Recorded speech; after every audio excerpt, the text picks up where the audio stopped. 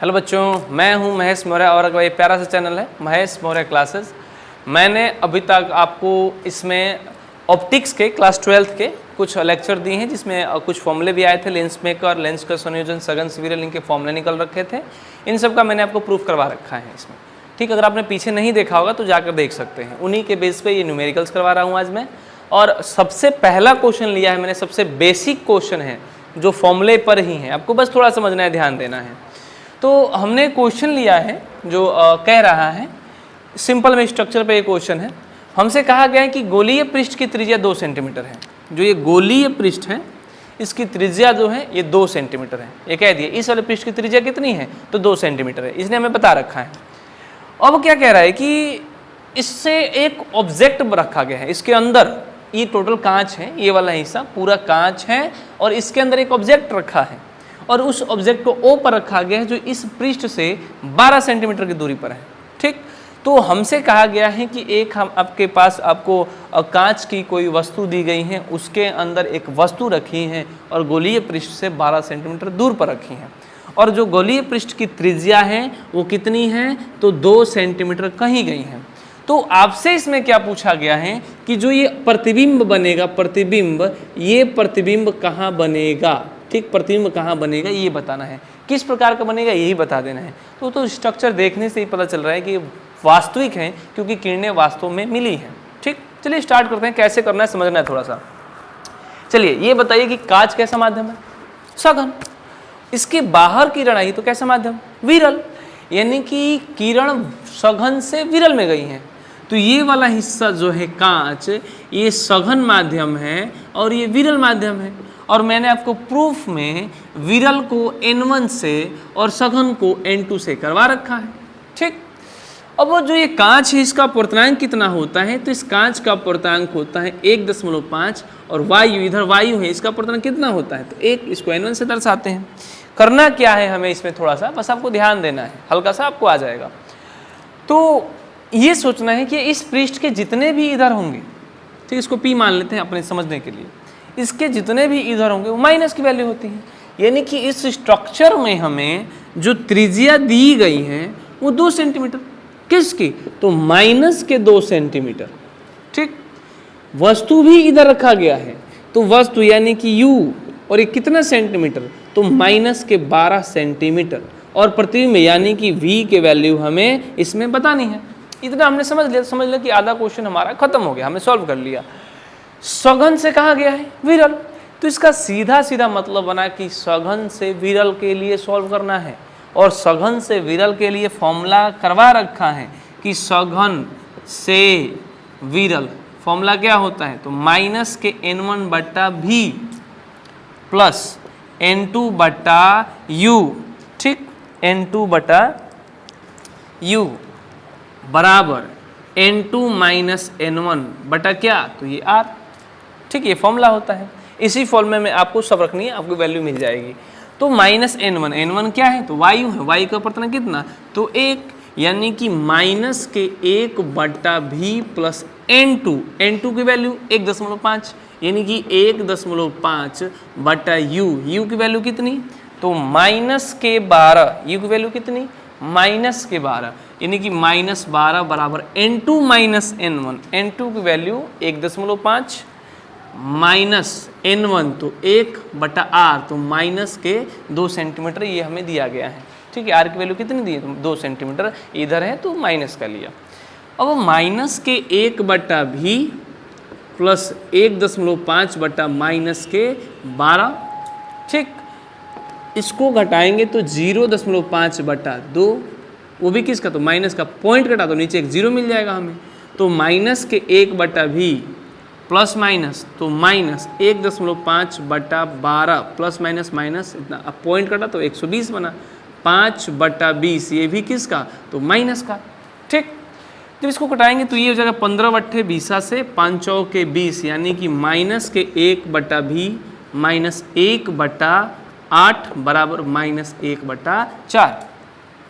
अब माइनस के 1 बटा V बराबर माइनस 1 बटा 4 प्लस 1 बटा 8 मिला, माइनस 1 बटा V, ये 4 और 8 के एलसीएम 8 होगा। 4 दूनी 8 माइनस के 2 प्लस के 1, यानी कि सॉल्व करेंगे तो -1/8, यानी कि माइनस के 1 भी -1/8 के बराबर है। तो -1 भी -1/8 को सॉल्व करेंगे, माइनस माइनस खत्म, तो v की वैल्यू कितनी आएगी, यानी कि v की वैल्यू हमें मिली 8 सेंटीमीटर। ठीक, v की वैल्यू कितनी मिली हमें, 8 सेंटीमीटर। तो हमने क्या किया, बस इसको ये समझा कि सघन से कहाँ गई है, विरल, फॉर्मूला रख दिया, फॉर्मूले में सही वैल्यू रखी हमारे v की मान 8 सेंटीमीटर। अच्छा, प्लस का है कि माइनस का, प्लस का मतलब कि वास्तविक प्रतिबिंब, और इधर बनाए तो प्लस का आएगा ही, इधर होता तो माइनस का, इधर होगा तो प्लस का। ठीक, तो ये हमने इसमें आपको करवा रखा है, v का मान 8 सेंटीमीटर चल के आया है। ठीक, इसी टाइप से अगला क्वेश्चन आपका इसमें बनता है। ठीक, आपका अगला क्वेश्चन होगा इसी टाइप से होगा, 12 सेंटीमीटर व्यास वाले कांच का एक ठोस गोला, 12 सेंटीमीटर व्यास के कांच का एक ठोस गोला है।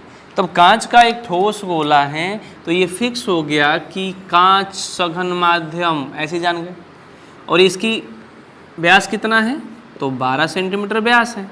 अच्छा, सेंटर का ही मान लेते हैं, यहाँ पे होगा 6 सेंटीमीटर, 6 सेंटीमीटर त्रिज्याएं हो जाएंगी। अच्छा, तो हमने इसने क्वेश्चन में कहा है कि 12 सेंटीमीटर व्यास वाले कांच का एक ठोस गोला है, और ठोस गोले पर समांतर किरणें आपतित हैं। इसके समांतर का मतलब क्या, तो इसके मुख्य अक्ष के समांतर, ठीक, इसके मुख्य अक्ष के समांतर आपतित हो रही हैं। इसका मतलब क्या है कि किरणें हमारी समांतर आ रही हैं और हमने एक समांतर किरण लाकर यहाँ पर इसे रोक लिया। ठीक, अब ये बताइए, अगर समांतर किरणें आ रही होंगी तो कहाँ से आएंगी समांतर किरणें, अनंत से, यानी कि समांतर किरण आ रही हैं तो कहाँ से आती हैं, तो अनंत से। ये आपको डायरेक्ट जानना होता है, समांतर आ रही हैं, आपतित हो रही है, अनंत से आएंगी।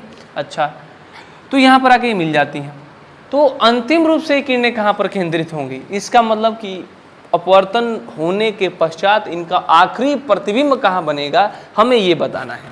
चलिए, तो हमने कहा कि यहाँ पर आकर इस केंद्रित हुई है। अच्छा, और इस पृष्ठ के लिए हमने हल करना है, पहले इस पृष्ठ पर, उसके बाद इधर आएगी। तो पहले इस पृष्ठ के लिए हम इसका सोल्यूशन करेंगे, उसके बाद देखेंगे कि इसका प्रतिबिंब कहाँ बनेगा। ठीक, तो इसको हम पहला प्रतिबिंब मान लेते हैं कि ये हमारा P1 है। तो ये तो कांच है, तो ये तो फिक्स हो गया कि सघन माध्यम है, ये सघन माध्यम, और सघन माध्यम के लिए हम क्या मानते हैं, तो N2, सघन माध्यम के लिए N2, कांच है तो 1.5 इसका अपवर्तनांक होगा, ये आपको याद रखना है। इधर क्या होगा फिर, तो इधर कुछ नहीं कहा तो हम वायु मानेंगे। क्या मानेंगे, वायु मानेंगे, और वायु किससे दर्शाते हैं, अपवर्तनांक किससे, तो N1 से। ठीक, ये मान लिया हमने। तो खुद सोचिए कि जब प्रकाश किरणें समांतर आ रही होंगी, और जब इसका, चूंकि हम जानते हैं कि इस वायु विरल है और कांच सघन है, तो विरल से सघन में आने पर अपवर्तन होगा, और अपवर्तन होगा तो किरण कुछ ना कुछ तो मुड़ेगी। विरल से कहाँ गई है, सघन, वायु विरल है, विरल से कहाँ आ रही हैं, सघन, तो विरल से सघन आने में जो किरणें होती हैं ये विलंब की ओर झुक जाती हैं। तो जैसे ही विरल से सघन में आएगी, किरणें अविलंब की ओर झुक जाएंगी। तो इस किरण को जाना चाहिए था इधर, लेकिन ये विलंब की ओर झुक जाती हैं, तो ये रहा हमारा अविलंब, इसकी ओर झुक जाएगी, तो थोड़ा सा बैंड होके कहीं हमारा ये इस तरीके से आगे जाएंगी। ठीक, इस तरीके से आगे जाएंगी। इसका ये हमें पता नहीं है कि वास्तव में यहाँ पर मिलेगी कि आगे बनेगा, इसका भी मालूम नहीं है, लेकिन ये मालूम हुआ कि हाँ, ये किरणें थोड़ा सा तो झुकेंगी। ठीक, ये समझ में आया। चलिए, हमने इसको अभी यहीं पर रोक दिया है, कहाँ इधर बनेगा कि यहाँ बनेगा ये हमें मालूम नहीं है, हमने इसको यहीं पर रोक दिया। और मैंने कहा कि पहले ये पहला पृष्ठ है तो इसका एक प्रतिबिंब बनेगा, दूसरा पृष्ठ है तो इसका भी एक प्रतिबिंब बनेगा। लेकिन आपको लेंस मेकर फॉर्मूला में करवाया गया है कि अगर इस पहले प्रतिबिंब से, इस पहले पृष्ठ से जो प्रतिबिंब बनता है वो इसके लिए वस्तु का कार्य करता है, तो पहले इसको हम सॉल्व कर लेंगे, उसी के बाद उसको उस पर जाना है हमें। तो हमने क्या कहा इसमें कि किरणें अनंत से आ रही हैं, त्रिज्या कितना है, व्यास 12 सेंटीमीटर, तो जो त्रिज्या होगा ये 6 सेंटीमीटर होगा। लेकिन इस पृष्ठ से देखना है, पहला पृष्ठ यही है, तो इस पृष्ठ से त्रिज्या इधर होगी, तो त्रिज्या किसकी होगी, प्लस की होगी। यू का मान क्या है, तो अनंत है, इधर से यार तो ये माइनस का, तो माइनस लिखने का कोई फायदा नहीं है। ठीक, लेकिन लिख देंगे, कोई दिक्कत नहीं उससे, यू का मान इन्फिनिटी है। अच्छा, तो विरल से सघन के लिए जो फॉर्मूला है, विरल से कहाँ, सघन के लिए फॉर्मूला माइनस के N1/U, N2/V और N2 माइनस N1/R, ये फॉर्मूला है हमारा विरल से सघन के लिए। अब N1 की वैल्यू क्या, वायु की 1, N2 की वैल्यू 1.5, सभी वैल्यू रख देनी है। तो माइनस के 1/u अनंत है प्लस माइनस इन्फिनिटी या प्लस इन्फिनिटी कोई फर्क नहीं पड़ेगा, उससे 0 ही वैल्यू आएगी। n2 1.5/v की वैल्यू हमें निकालनी है। n2 यानी कि 1.5 माइनस n1 1/r, तो r की वैल्यू किसकी है 6। अच्छा तो 1/∞ 0, इसको करने का कोई फ़ायदा नहीं, यानी कि 1.5/v बराबर में 0.5/6, पॉइंट से पॉइंट ये कट जाएगा, तो ये 15/v बराबर 5/6, यानी कि 5v 15 छक्का 90, यानी कि v के मान 5 से करेंगे तो ये 18×5 = 90, यानी कि 18 सेंटीमीटर की दूरी पर इसका प्रतिबिंब बनेगा। 18 सेंटीमीटर की दूरी से ये इसका जो प्रतिबिंब बनेगा इस पृष्ठ के लिए वो 18 सेंटीमीटर दूर बनेगा। लेकिन गोला कितना है तो 12 है, गोला कितना तो 12, प्रतिबिंब कितने दूर तो 18। ये समझ जाना है कि अगर गोला इतना ही है 12 सेंटीमीटर 18 सेंटीमीटर का इधर होगा, इसका सीधा सीधा मतलब है कि इसके लिए प्रतिबिंब, इस पृष्ठ के लिए प्रतिबिंब बाहर निकल गई होगी। तो जब इसके लिए हम प्रतिबिंब बनाएंगे, ठीक, इसके लिए इस पृष्ठ के लिए, तो ये प्रतिबिंब कहाँ कहीं हमारा जाकर इधर मिलता है, ठीक, इधर कहीं आकर मिलता है हमारा इस बिंदु पे। लेकिन हमें ये समझना है ये 18 सेंटीमीटर दूर तो बनता है, यानी कि यहाँ से यहाँ तक की दूरी 18 सेंटीमीटर, यहाँ से इस पृष्ठ से 18 आया है, इसी पृष्ठ से तो हमने हल किया है, ये 18 आया है, तो ये है 12, तो ये कितना हो जाएगा 6 सेंटीमीटर, ठीक, ये समझना था हमें।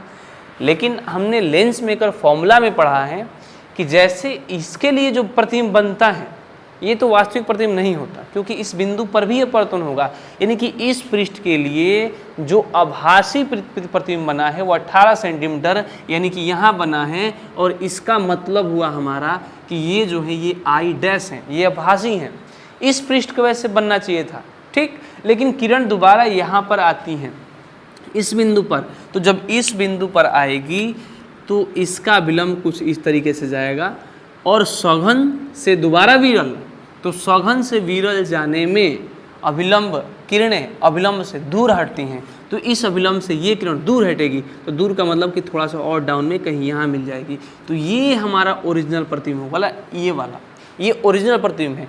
इसकी वजह से जो ये किरण जाकर आगे मिलेगी ये आभासी हो जाता है, ये वास्तविक नहीं होता, ये आभासी है।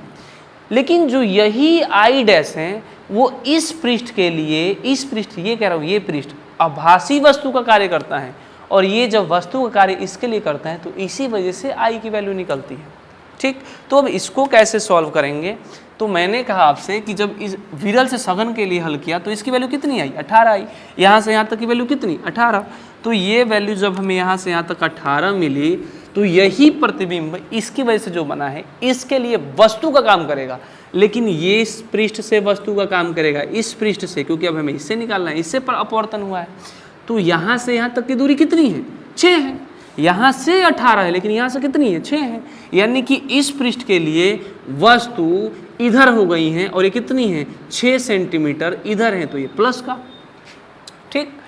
इस पृष्ठ की त्रिज्या अब इधर हो जाएगी, तो त्रिज्या तो माइनस की हो गई, अब त्रिज्या भी कितना है, तो त्रिज्या भी हमारा 6 सेंटीमीटर ही है, त्रिज्या कितना है 6 सेंटीमीटर। और अब हमें v की वैल्यू निकालनी है जो इसकी वजह से हुई, पहले किरण यहाँ पे टकराई, इसका आभासी ये बना, ये इसके लिए वस्तु का काम करेगा और इसकी वजह से एक नया प्रतिबिंब बनेगा, ठीक। यानी कि इसके लिए हमें जो प्रतिबिंब बनेगा वही हमारा ओरिजिनल प्रतिबिंब होगा, कि लाइन जो किरण है वास्तव में यहाँ पर आकर मिलती है, ठीक। तो यही हमारा वास्तविक प्रतिबिंब होगा, यही सी की वैल्यू हमें निकालनी है। लेकिन जब किरण इसमें से यहाँ तक चली तो ये तो सघन माध्यम, ये कैसा माध्यम विरल माध्यम, यानी कि अब फॉर्मूला थोड़ा सा उलट जाएगा, और फॉर्मूला है सघन से क्या तो सघन से विरल, ठीक। सघन से क्या विरल, सघन से विरल का फॉर्मूला क्या है, तो सघन से विरल का फॉर्मूला है माइनस के n1/v प्लस n2/u बराबर n2 माइनस n1/r, ये इसका फॉर्मूला है, ठीक। सघन से विरल का n1 वायु एक v निकालना है, ठीक, प्लस n2/u, इसको आई डैश माना है तो आप पिछले जो आया था उसको हम v डैश मान सकते हैं, n2 1.5, u की वैल्यू क्या है तो 6 है, n2 1.5 माइनस 1/r माइनस 6 हो गया, ठीक, ये बना हमारा। यानी कि माइनस के 1/v इसे कटाएंगे तो 15/60, 15 से कटाएंगे तो प्लस के 15 × 4 = 60, ये 0.5 बटा माइनस के 6 ये बना।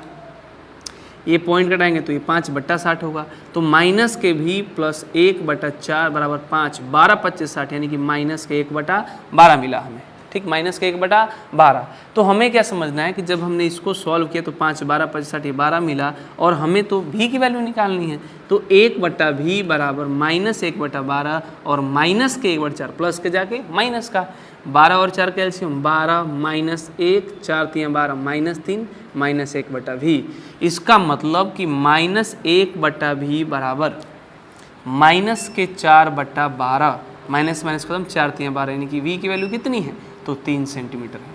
इसका मतलब क्या हुआ कि जो ये समांतर किरण का अंतिम प्रतिबिंब बनेगा वो I है और इसके लिए जो v का वैल्यू निकला इसकी वजह से वो 3 सेंटीमीटर है। इसकी वजह से 18 सेंटीमीटर दूर आया, लेकिन ये तो वास्तविक नहीं है। वास्तविक तो यहाँ पर आएगा इससे अपवर्तन के बाद। तो अंतिम रूप से मतलब यही है कि जो दूसरे पृष्ठ के कारण बनता है वो निकालना था हमें। तो इसकी वैल्यू कितनी आई 3 सेंटीमीटर। तो इसका आंसर 3 प्रकार से कह सकते हैं। अंतिम केंद्रित दूसरे पृष्ठ से 3 सेंटीमीटर दूर होगा, केंद्र से 9 सेंटीमीटर दूर होगा और पहले पृष्ठ से 12 और 3 15 सेंटीमीटर दूर प्रतिबिंब की स्थिति होगी। ठीक, कह रहे कि कांच का 4 सेंटीमीटर व्यास का एक ठोस गोला है। ठीक, उसके भीतर वायु का एक बुलबुला स्थित है। और कहाँ स्थित है तो गोले के पृष्ठ से 1.2 सेंटीमीटर दूरी पर स्थित है। और जो गोला है गोले के व्यास से के अनुदिश प्रतिबिंब की स्थिति बतानी है। और किस प्रतिबिंब की स्थिति बतानी है तो हमें बुलबुले की स्थिति बतानी है। ठीक, बुलबुले की स्थिति, जो बुलबुले का प्रतिबिंब बनेगा उसको बताना है कि कहाँ पर बनेगा।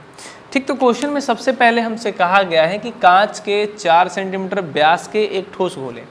तो सबसे पहले हमारा काम है कि हम एक ठोस गोला बना लें। ठीक, इसका व्यास कितना है तो 4 सेंटीमीटर का व्यास है। तो ये हमने इसके 4 सेंटीमीटर का जो है व्यास एक खींच दिया। ठीक है, और ये कांच का है। ठीक, तो याद रखना है कभी कभी दिया भी रहता है कि जो कांच है उसका अपवर्तनांक जो होता है वो 3/2 होता है। ठीक, तो मैंने आपको जितने भी पीछे ऑप्टिक्स के लेक्चर दिए हैं उन सब के अनुसार हमें चलना है। हम मान लेते हैं कि इसका केंद्र O ये रहा, एक मुख्य अक्ष खींचेंगे जो कि थोड़ा सा आगे हो जाएगा और इसके पीछे एक मुख्य अक्ष खींच लेंगे जो कि पीछे थोड़ा जाएगा। ठीक, ये इसका केंद्र है। इसकी त्रिज्या कितनी हो जाएगी तो ये 2 सेंटीमीटर इसकी त्रिज्या हो जाएगी। ठीक, 2 सेंटीमीटर। इधर भी त्रिज्या कितनी होगी तो ये भी 2 सेंटीमीटर त्रिज्या हो जाएगा इसका। ठीक, तो जो क्वेश्चन हमसे कहा गया है, ठीक, ये ध्यान रखना, इसे हम अपने से सेंटर C मान लेते हैं समझने के लिए। ये बिंदु हमारा P है, ये भी बिंदु P ही है, लेकिन हमें किसी को डिनोट नहीं करना, छोड़ कर रखना है। तो इसने कहा है कि कांच के 4 सेंटीमीटर व्यास के एक ठोस गोले जो कि हमने बना लिया। अपवर्तनांक कितना है 3/2। ये कांच है, याद रखना है ये कांच है। इधर क्या है तो ये भी वायु है, इधर भी क्या है तो ये भी वायु ही है। और मैंने आपको इसका प्रूफ करवाते समय सघन से विरल और विरल से सघन में मैंने आपको बता रखा है कि वायु के लिए आपको N1 मानना है और कांच या कोई भी सघन माध्यम हो जाए उसके लिए हमें N2 मानना है। मैंने आपको उस लेक्चर में समझा रखा है। ठीक, अगर आपने पीछे लेक्चर नहीं देखे तो पहले वो देखें तभी यहाँ करेंगे। ठीक, क्योंकि जो लेक्चर दिए हैं प्रूफ करवाए उन्हीं के बेस पे न्यूमेरिकल है। तो एक वायु N1, कांच N2, वायु तो ये भी N1। कांच का अपवर्तनांक 3/2 होता है और वायु का कितना होता है तो 1 होता है, ये आपको याद होना चाहिए। तो हम ये मान लिया हमने कि एक इसके भीतर जो कि सघन माध्यम है, ये पूरा सघन माध्यम है, ये टोटल सघन माध्यम है। ठीक, इसके भीतर वायु का एक बुलबुला है और वायु का बुलबुला गोले के पृष्ठ से 1.2 सेंटीमीटर दूरी पर स्थित है। तो मान लेते हैं इस सेट करते हैं, थोड़ा सा आसान लगता है इधर करना। यहाँ पे इधर करेंगे तो थोड़ा उल्टा पड़ेगा, यहाँ करेंगे तो सीधा जैसा लगता है। तो मैंने कहा पृष्ठ से 1.2 सेंटीमीटर, तो ये पूरा 2 सेंटीमीटर है, तो लगभग 1.2 सेंटीमीटर कहीं मान लेते हैं कि हमारा यहाँ पर आएगा। ठीक है, अपने से मान लेना है। यहाँ पर वायु का बुलबुला है, यानी कि इसे ऑब्जेक्ट मान लेंगे और यहाँ पर हमारा बिंदु O है। इसको मिटा देते हैं ताकि दिक्कत ना हो, हमें थोड़ा सोल्यूशन करने में थोड़ा सा दिक्कत होगा। मिटा दिया। ठीक, तो ये केंद्र है इसका, ये 2 सेंटीमीटर है। ऑब्जेक्ट यानी कि बुलबुला को हमने O माना और इसकी जो दूरी है वो 1.2 सेंटीमीटर है, ये आपको ध्यान रखना है। ठीक, तो वायु का बुलबुला ये रहा। तो खुद सोचिए, ये इसका सेंटर इस परत के लिए, इस हिस्से के लिए ये C, ये सघन और ये क्या है विरल है। तो जैसे ही ऑब्जेक्ट से, इस बुलबुले से प्रकाश किरणें निकलेंगी, यहाँ पर मान लेते हैं कि यहाँ पर निकल गई। ठीक, यहाँ पर आकर टकराई, तो इस सघन से विरल में जाने पर अपवर्तन होता है और अविलंब के अनुसार हमें अपवर्तन करना है। तो जब इसका अभिलंब हमने इसका अभिलंब कुछ इस तरीके से हमने बना लिया, ठीक, इसका अभिलंब है ये अभिलंब है हमारा। तो जब सघन से विरल में प्रवेश करती हैं कोई भी किरण सघन से विरल में, तो वो अभिलंब से दूर हटती हैं। तो इस वायु के बुलबुले से जो किरण निकली है उसे जाना चाहिए था ऐसे सीधे, लेकिन इससे दूर सघन से विरल जाने में अभिलंब से दूर हो जाती हैं। तो जब इसको हम दूर करेंगे तो ये थोड़ा सा मुड़ के ये कुछ हमारा इस तरीके से जाना शुरू कर देती हैं, ठीक, पथ से विचलित हो जाती हैं। तो जाना चाहिए था इधर, लेकिन ये थोड़ा सा मुड़ के चली जाती है इधर, तो ये किरण तो बाहर निकल गई। तो जो इसका प्रतिबिंब बनाएंगे वो अंदर के जब हम डॉटेड लाइन लेंगे तो कुछ ये लाइन आकर हमारी यहाँ मिल जाएगी इस बिंदु पर, ठीक। तो यहाँ पर जो बना है यही हमारा प्रतिबिंब कहलाता है, यही हमारा आई की वैल्यू कहलाती है। और ये जो वैल्यू है ये 1 कितना है 2 है। तो इसका मान निकालना, इस प्रतिबिंब की स्थिति हमें निकालनी है। तो सबसे पहला पॉइंट इसमें आपको ये याद रखना है कि ये सघन और ये क्या है विरल। तो सघन से विरल में हमें जाना है और सघन से विरल के लिए फॉर्मूला लिखवा रखा है, बताया गया है कि सघन से जब विरल प्रकाश किरण जाती हैं तो सघन से विरल के लिए फॉर्मूला जो आया है वो माइनस के n1/v प्लस n2/u बराबर में n2 माइनस n1/r, ठीक, ये होता है। तो इसे फॉर्मूले में मैंने आपको प्रूफ कराया है। थोड़ा सा इससे अलग भी इसका रूप होता है, n1 को कॉमन लेंगे माइनस कॉमन लेंगे तो थोड़ा सा फॉर्मूला बदल जाता है, तब किताब में जो आपको दिया होगा उसके सेम आएगा। तो हमें इसमें v का मान निकालना है, इस v का मान निकालना है। u और r दिए होंगे, n2 n1 भी हमें दिया होगा। r की वैल्यू क्या है, तो इस पृष्ठ से त्रिज्या, इस पृष्ठ से हमने हल किया, इस पृष्ठ को इस पृष्ठ से हमने हल किया, इसे इस वाले हिस्से से, चूंकि त्रिज्या इधर है इधर, तो त्रिज्या इस पृष्ठ के इस वाले बिंदु के इधर है, तो जो त्रिज्या होगी यानी कि जो r की वैल्यू होगी ये माइनस में हो जाएगी। माइनस का कितना, तो 2 सेंटीमीटर, क्योंकि इससे इधर है, इधर वाली वैल्यू माइनस की और इधर वाली वैल्यू प्लस की, तो चूंकि ये जो है हमारी इधर माइनस की।